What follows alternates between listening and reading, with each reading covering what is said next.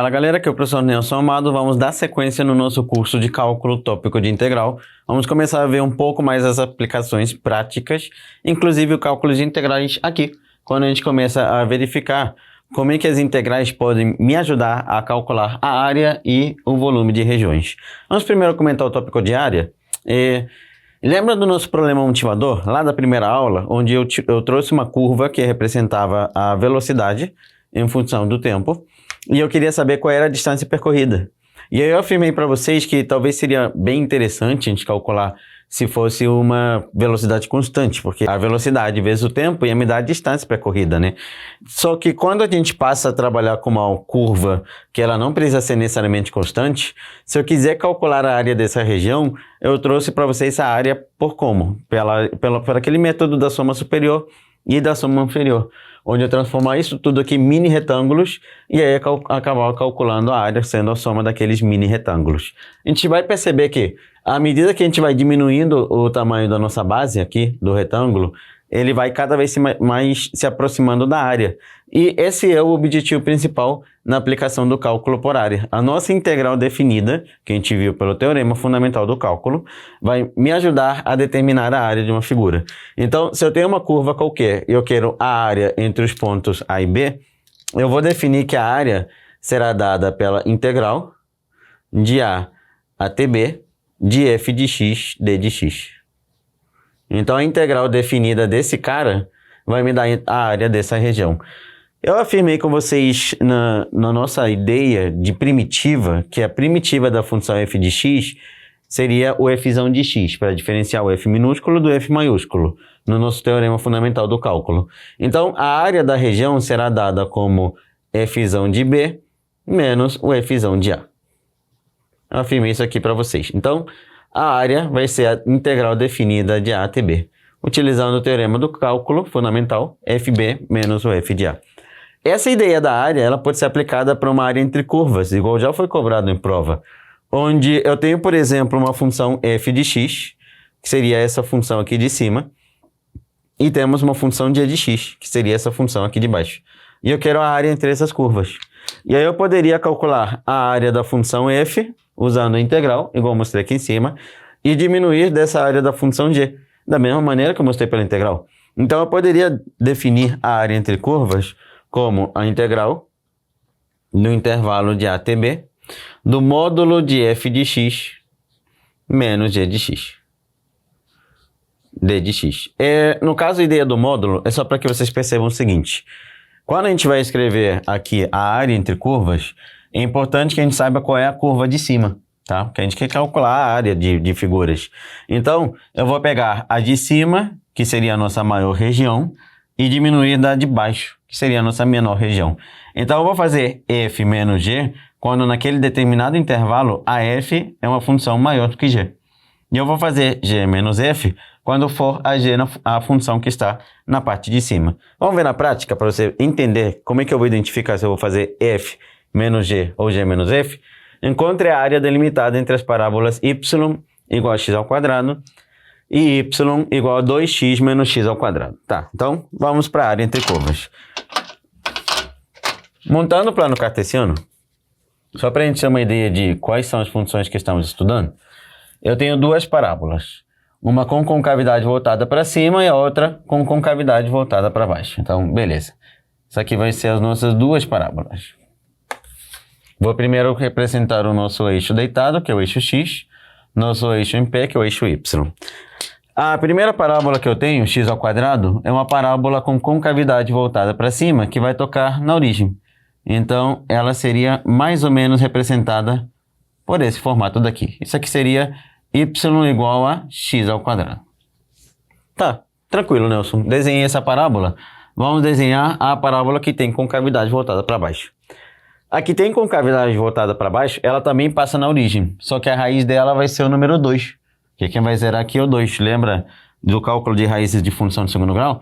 Então, a nossa parábola 2, ela vai ter o seu formato, sendo uma parábola com concavidade voltada para baixo, cuja raiz será o número 2. Só que a região que eu quero é a região entre as parábolas. Então, eu quero essa região aqui de vermelho. Eu quero essa regiãozinha daqui. Só que para calcular essa região, eu vou precisar dos pontos de interseção. Um deles a gente já conhece, que seria a origem. Esse ponto eu já conheço. O outro ponto eu ainda não sei. Eu vou precisar igualar para saber onde elas vão se encontrar. Então eu tenho o quê? Essa aqui seria 2x menos x ao quadrado, né? A nossa segunda parábola. E eu vou igualar elas para ver onde elas vão se encontrar. Então eu tenho que x ao quadrado é igual a 2x menos x ao quadrado. Vamos jogar todo mundo para a esquerda? 2x ao quadrado menos 2x vai ser igual a zero. Divide todo mundo por 2, coloca o x em evidência. X que multiplica x menos 1 vai ser igual a zero. Igual a x. Eu falei igual a zero, botei um x, né? E aí eu vou encontrar que a primeira raiz é o próprio zero, que a gente já tinha aqui. E a segunda raiz vai ser o número 1. Então esse aqui é o segundo ponto onde elas vão acabar se encontrando. Então eu já encontrei os intervalos onde eu vou calcular a área dessa curva, né? Ou seja, já encontrei o A e o B da nossa fórmula. Então vai do zero até o número 1. Vai ser uma integral definida do intervalo de 0 até 1. Beleza. Isso aqui vai ser a nossa área. Nesse pequeno pedaço de 0 até 1, você vai precisar identificar qual é a função que está na parte de cima, qual é a função que está na parte de baixo. A parábola com concavidade voltada para cima é a nossa função maior do que a parábola que tem concavidade voltada para baixo. Acho que inverti os nomes, perdão. Essa parábola que tem concavidade voltada para baixo é que está em cima. E essa parábola que tem a concavidade voltada para cima é que se encontra embaixo. Então, nessa região, eu vou primeiro fazer essa daqui, que seria 2x², 2 menos x², e eu vou diminuir dessa daqui, ó. Vou diminuir dessa. Então, menos x². Beleza. E isso d de x, né? Que eu estou calculando a integral. Então, eu vou pegar a função sendo 2x², que é a que temos em cima, menos x², que é a que temos lá embaixo. O cálculo dessa integral vai me dar a área. Onde é a integral? Então, vai ser a área sendo a integral definida de 0 até 1, de 2x menos 2x², d de x. Isso aqui é uma integral imediata, porque a integral de 2x, isso aqui seria igual a soma 1 no expoente, então vai ficar 2x² dividido por 2, menos soma 1 no expoente, 2x³ dividido por 3. Beleza. E a gente vai substituir essa aqui do intervalo de 0 até 1. Então isso aqui vai ser igual a, primeiro a gente substitui por 1, aqui o 2 morre. Pode ser para vocês? Esse 2 morre com esse 2. Então vai ficar, primeiro substituindo por 1, 1 ao quadrado, menos 2/3 de 1 ao cubo, menos 0 ao quadrado, menos 2/3 de 0 elevado ao cubo. Tá, Nelson, essa segunda parte para mim fica fácil perceber que como eu vou pegar 0 e diminuir 0, vai dar 0. Então a nossa área será igual a 1 menos 2/3, 1 menos 2 sobre 3, que vai ser 1/3. 1/3 de unidade de área. Encontrei a área limitada entre essas duas curvas. Então eu peguei, primeiro construí o nosso gráfico para a gente tentar identificar qual é a função que vai ficar em cima da outra. Encontrei os pontos de interseção entre elas, percebi que eram os pontos 0 e 1. Já tinha um intervalo onde iria calcular a nossa integral, vai ser calculada de 0 até 1. Então eu peguei a função que se encontra em cima, que é 2x menos x², e diminuir da função que se encontra embaixo naquele intervalo. Então, a ideia do módulo é só para vocês perceberem que eu tenho que ver qual função é maior do que a outra. Então, se eu tivesse feito ao contrário, provavelmente iria encontrar um valor negativo na nossa integral. Mas a gente quer calcular a área tem que ser positiva. Então, é importante que você perceba qual é a curva que vai ficar em cima de quem. Então, aqui a curva 2x menos x² ficava em cima da curva x². Então, por isso que eu fui forçado a fazer a de cima, sendo essa parte vermelha, e a de baixo a nossa função preta. Essa aqui é a primeira forma de aplicar a integral, que é para o cálculo de áreas. Vamos ver para o cálculo de volume? Para o cálculo de volume, eu coloquei aqui a nossa curva, e aí agora nesse momento eu quero rotacionar ela. Isso é muito utilizado dentro do cálculo. Então, a mesma curva que tinha lá atrás, eu vou pegar e vou rotacionar ela em relação ao eixo x. Essa ideia de rotação, a gente já costuma trabalhar ela em outras matérias, né? Geralmente na parte do sólido de revolução, a gente pega e rotaciona triângulos, retângulos, para gerar cones, esferas, cilindros. Então, quando eu pego a função f de x e eu rotaciono ela, lembra que ela fica tipo espelhada em relação ao eixo x. E aí o formato que ela vai formar vai ser tipo essa campainha aqui, que eu vou fazer aqui para vocês visualizarem. Então eu vou rotacionar ela em torno do nosso eixo x. Então ela acabará gerando mais ou menos esse formato daqui. Então esse aqui vai ser o volume do sólido que eu quero gerar. Então beleza. Então acho que eu entendi um pouquinho essa ideia da rotação, Nelson. Eu vou girar ela em torno de um dos eixos. Isso. Quero primeiro que vocês entendam a ideia de onde vai surgir o volume, para vocês entenderem o que eu vou utilizar como parâmetro para calcular a nossa integral. Nesse momento, eu estou girando ela em torno do eixo x. E aí você vai imaginar de modo hipotético sendo o seguinte. Olha, se a nossa função fosse formada por várias secções, eu cortasse ela de modo, sei lá, indefinido, repara bem que a distância daqui até aqui, ela é sempre igual. Daqui até aqui, ela seria sempre a mesma, independente se eu pego ela para cima ou para baixo. Quando você rotaciona, pega a sua caneta e gira ela aí. Você sempre gera um círculo. Então, a secção que eu tenho aqui na parte de inicial é um círculo. O que vai mudando no nosso círculo é o tamanho do raio. Ele pode ficar maior ou menor, dependendo de onde eu estou avaliando ele. Então, aqui nessa partezinha, ele aparenta ser menor do que aqui. Mas quando eu faço o corte na nossa figura, eu estou formando vários círculos. Se de modo hipotético eu pudesse somar a área de todos esses círculos, eu acabaria encontrando quem? O volume. Se eu pego a área desse círculo, somo com o próximo e somo, e vou somando de modo indefinido todos esses círculos, eu acabo encontrando o volume. Então, olha, eu poderia pensar então da seguinte maneira. Poderia definir o volume como sendo a integral definida de A até B da função que vai representar a área A de x, D de x. Então, coloquei aqui a minha integral. Essa função que vai representar a área, igual eu mostrei por aqui, costumam ser círculos. Então, vou acabar utilizando a área do círculo. Então, eu quero te mostrar aqui na prática. Ó. Mostre que o volume de uma esfera é 4/3 de π vezes o raio elevado ao cubo. Geralmente, a gente traz isso lá nas aulas da geometria espacial. E aí, a gente garante para vocês que o volume de uma esfera é 4/3 de π vezes o raio ao cubo. Vamos primeiro entender como é que é gerada a nossa esfera. Se eu pegar uma esfera localizada, um círculo na verdade, né? Localizado na origem, a gente tem o seguinte. Vamos primeiro entender de onde vem essa ideia. Círculo localizado na origem do nosso plano cartesiano. Tá? Para facilitar nosso entendimento. Beleza. Aí eu tenho um círculo aqui na origem do plano cartesiano. E eu vou considerar que o raio desse círculo seria R. Tá aqui o nosso círculo. Qual seria a equação dele? Nelson, a equação dele seria x² mais y² igual a raio elevado ao quadrado. Isso aqui seria a equação de um círculo, uma circunferência, né? Localizada na origem do plano cartesiano. Se eu pego ele e eu rotaciono, quando eu for rotacionar, eu vou acabar encontrando a esfera.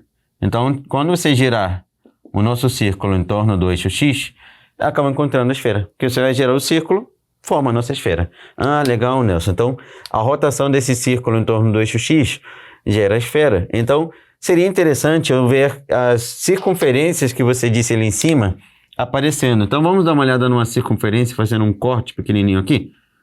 Vamos fazer esse corte pequenininho aqui. Vamos entender de onde vai surgir a nossa área. Primeiro, temos esse carinha daqui.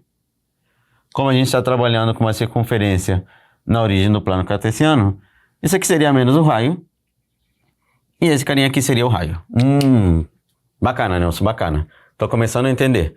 E quem é esse ponto daqui? Tá, esse ponto é um ponto de coordenadas x e y. Mas o nosso raio desse círculo que vai compor a área, porque lembra que eu vou imaginar que são vários círculos que eu vou somar todas as áreas dele, o raio desse círculo seria o nosso ponto y, no caso, a nossa coordenada y. Tá, beleza. Vamos fazer um corte maior? Eu já rotacionei, gerei uma esfera. Nessa esfera, eu estou visualizando o nosso y. Então, eu quero que vocês enxerguem o seguinte. Eu fiz um corte na esfera. Qual é o nome que a gente dá para esse corte? Nelson, esse nome é secção. Isso, maravilhoso. E aí eu tenho aqui o centro da esfera. Do centro até aqui é o raio. Do centro de uma esfera até qualquer extremidade é o raio. Tá. Do centro até o ponto onde a gente vai ter o centro desse círculo é a coordenada em x. Tá, então esse aqui é o x dela. E daqui até lá em cima vai ser a nossa coordenada em y. Tá, quem é o nosso y? O nosso y, isola ele aqui. Y ao quadrado vai ser igual a x ao quadrado. Ih, que x, Nelson? Eu falei isola e eu deixei o raio no final, né? Raio ao quadrado menos x ao quadrado. Então, a coordenada em y desse pontinho aqui seria a raiz quadrada do raio ao quadrado menos x ao quadrado. Tá. Tá, Nelson? Acho que eu estou começando a entender onde você quer chegar. Esse aí vai representar o raio do nosso círculo, não vai? Sim. Beleza. Como é que a gente vai calcular a área dessa figura? Ah, sim, um círculo seria π vezes o raio elevado ao quadrado. Então, já sei que esse carinha vai fazer o papel do raio. Acho que é assim onde você vai chegar, Nelson. Então, qual seria o volume da nossa figura? O volume seria a integral, que varia de menos r até r, porque foi o intervalo que eu peguei aqui, de π, né? A área de um círculo é π vezes o raio ao quadrado. π vezes isso aqui elevado ao quadrado. Raio ao quadrado menos x ao quadrado. Não esqueça da raiz, né, Nelson? Porque tem que ficar bonitinho, né? Aqui tinha uma raiz, tu esqueceu da raiz. R ao quadrado menos x ao quadrado dentro da raiz. Beleza. Essa raiz pode cortar, pensa comigo. Quando a gente pega um ponto dentro da circunferência, o ponto mais externo é sempre o raio. Então, esse cara ele é positivo. Então, vou acabar calculando o volume, sendo a integral definida de menos r até r, de π, que multiplica r ao quadrado menos x ao quadrado d de x. Tá, beleza. Temos o seguinte. Esse π, ele pode sair da integral? Pode, né? Pode, sim. Porque ele é uma constante. E eu já te mostrei nas propriedades, nas aulas anteriores, que a constante pode sair da integral. Tá. Esse r ao quadrado, o nosso parâmetro é o x. Então, ele também é uma constante. Então, nesse caso, eu tenho a constante sendo o r ao quadrado também. Tá, beleza. Então, vamos respirar, Nelson. Está indo muito rápido. Tem o seguinte. π, que multiplica a integral de uma constante, eu te mostrei que era o x. Então, isso aqui vai ser r ao quadrado vezes x. Beleza. E a integral de x ao quadrado, soma no expoente e divide. Menos x ao cubo dividido por 3. Variando em qual intervalo?